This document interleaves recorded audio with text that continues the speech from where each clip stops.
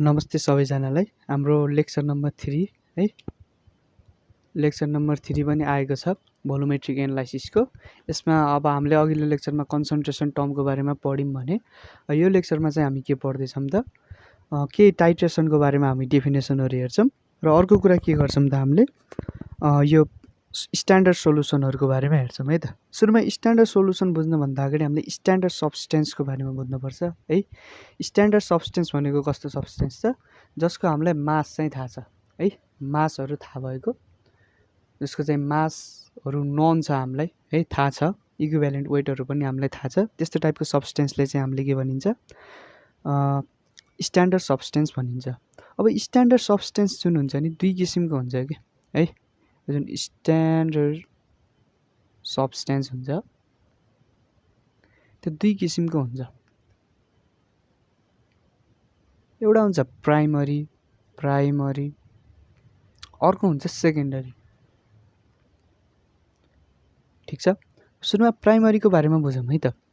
जस्तै प्राइमरी भनेको यस्तो टाइपको सब्सटेन्स हो है, जुन सब्सटेन्स चाहिँ एकदमै प्योर होस् क्या, प्योर होस् है, प्योर फर्ममा पाइयोस् त्यो सब्सटेन्स। ठिक छ, अब त्यो सब्सटेन्सलाई प्युरिफाई गर्न पर्ने एकदमै गाह्रो चाहिँ नहोस् कि, एकदम प्योर फर्ममै पाइयोस् त्यो नर्मल्ली, र इजिली एभाइलेबल होस्, इजिली एभाइलेबल होस् है। र त्यो चाहिँ अलि नन रियाक्टिभ टाइपको हुनु पऱ्यो है। नन रियाक्टिभ टाइपको हुनको लागि त्यसको जुन इक्विभ्यालेन्ट वेट छ त्यो हाई हुनुपर्छ है। इक्विभ्यालेन्ट वेट चाहिँ के हुनु पर्यो त, हाई हुनु पऱ्यो। सो हाई इक्विभ्यालेन्ट वेट हुनु पऱ्यो त्यसको है। र त्यो चाहिँ अर्को के हुनु पर्यो त, हाइग्रोस्कोपिक हुनु पऱ्यो है। हाइग्रोस्कोपिक सोलिड भन्ने तपाईँलाई थाहा छ, त्यस्तो टाइपको एउटा सोलिड हुनु पऱ्यो।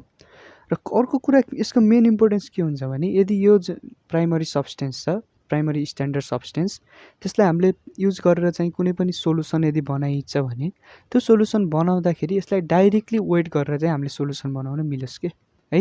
यानि कि solution can be made by directly weighting the substance।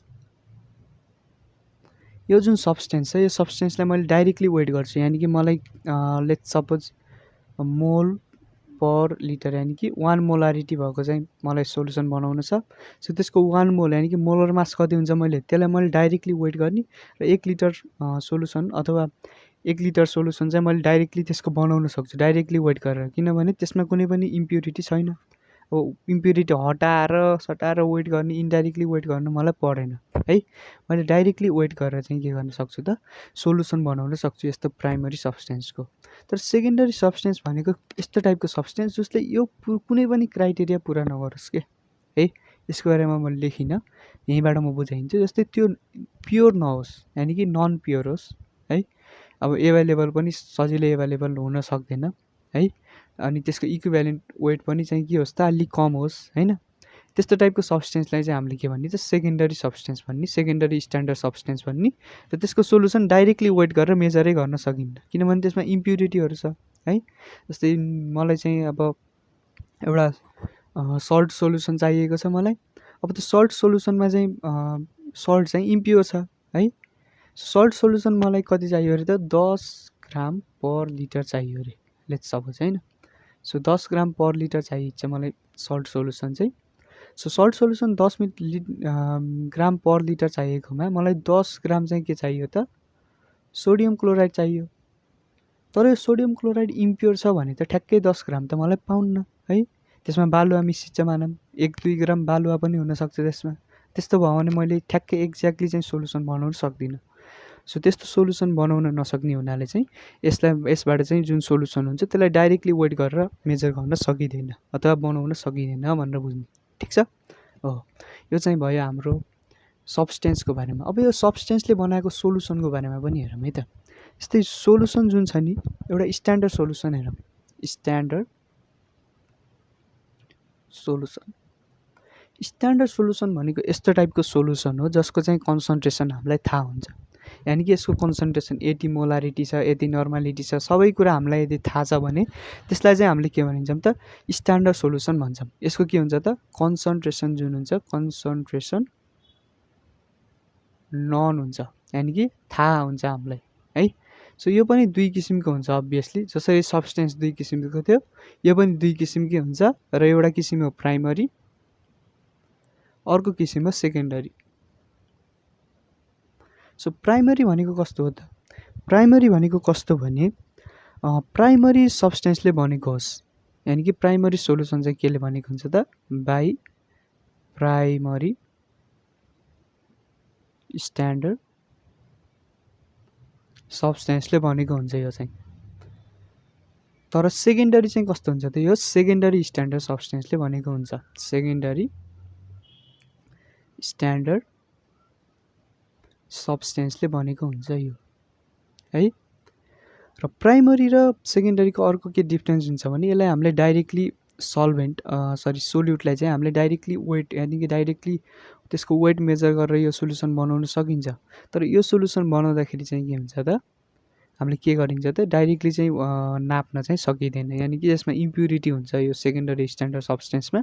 That's why हामीले डाइरेक्टली वेट गरेर यो सोलुसन चाहिँ हामीले बनाउन सकिन्न है। र यसमा के हुन्छ भने यसको कन्सन्ट्रेसन चाहिँ चेन्ज हुँदैन, यानि कि यसमा इम्प्युरिटी छैन भन्नुको मतलब यसको कन्सन्ट्रेसन पनि चेन्ज हुँदैन है। So concentration does not changes with time. Time change हुँदै जाँदाखेरि कन्सन्ट्रेसन चाहिँ के हुँदैन त चेन्ज हुँदैन भन्ने बुझ्नु पर्यो। तर यसको चाहिँ के हुन्छ त कन्सन्ट्रेसन जुन हुन्छ चेन्ज हुन्छ है, समयअनुसार के हुन्छ त कन्सन्ट्रेसन पनि यसको चेन्ज हुँदै जान्छ, ठिक छ। सो यसरी चाहिँ हामीले के निकाल्यौँ त प्राइमरी र सेकेन्डरीको कुरा गऱ्यौँ, ठिक छ। ल अब चाहिँ हामी के हेरौँ भने टाइट्रेसन भनेको के हो त? टाइट्रेसन भन्नु र भोलुमेट्रिक एनालाइसिस भन्नु एउटै कुरा हो है। सो भोलुमेट्रिक एनालाइसिसकै एउटा पार्ट हो टाइट्रेसन भनेको। सो त्यसको बारेमा स्टडी गरौँ, एकदमै इम्पोर्टेन्ट छ टाइट्रेसन चाहिँ। टाइट्रेसन भनेको एउटा प्रोसेस हो कि है, जसरी मैले हिजो क्वान्टिटेटिभ एनालाइसिस भनेको के हो भनेर मैले भनेको थिएँ नि है। सो यो पनि एउटा एक किसिमको क्वान्टिटेटिभ एनालाइसिस नै हो, क्वान्टिटेटिभ एनालाइसिस, क्वान्टिटेटिभ एनालाइसिस नै हो यो हुनलाई।